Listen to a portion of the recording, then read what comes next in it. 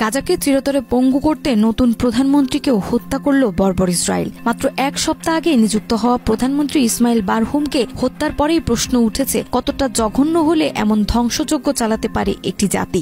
যখন একের পর এক অন্যদের দ্বারা হামলার শিকার ইসরায়েল, তখন তারা সেটাকে প্রতিহত করার বদলে মেতে উঠেছে ধ্বংসের খেলায়। ধারণা করা যাচ্ছে এই সমস্ত কারণেই খুব শীঘ্রই মুখ থুবড়ে পড়বে এই দখলদার দেশটি।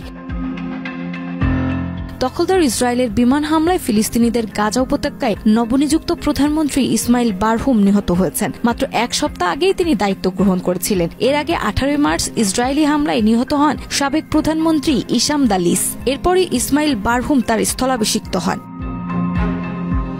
23 মার্চ রাতে গাজার দক্ষিণাঞ্চলে খান ইউনুস শহরে নাসের হাসপাতালে ইসরায়েলি বাহিনী হামলা চালায়। হামলার পর ইসমাইল বারহুম সেখানে চিকিৎসাধীন ছিলেন। হামলায় তিনি এবং আরও একজন নিহত হন। আহত হয়েছে অন্তত 8 জন। ফিলিস্তিনি স্বাধীনতাকামী সংগঠন ইসমাইল বারহুমের মৃত্যুটি নিশ্চিত করেছেন।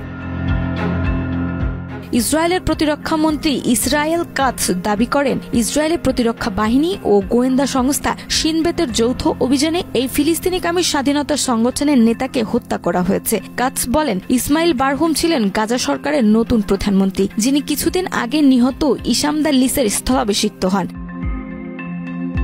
হামলার সময় একটি ভিডিও কাতার ভিত্তিক সংবাদ মাধ্যম আল জাজিরা এবং বিবিসি আরবিতে প্রচারিত হয়েছে। ভিডিওতে দেখা যায় এক সাংবাদিক নাসের হাসপাতালের সামনে লাইভ প্রচারের প্রস্তুতি নিচ্ছেন। এমন সময় হঠাৎ করে একটি ক্ষেপণাস্ত্র সদৃশ্য বস্তু হাসপাতালটিতে আঘাত হানে। এতে আগুন ধরে যায়, যা পরে নিয়ন্ত্রণে আনা হয়। তবে হাসপাতালটি আরো ব্যাপকভাবে ক্ষতিগ্রস্ত হয় এবং সেখানেই মৃত্যুর কোলে ঝলে পড়েন গাজার নতুন প্রধানমন্ত্রী বারহুম।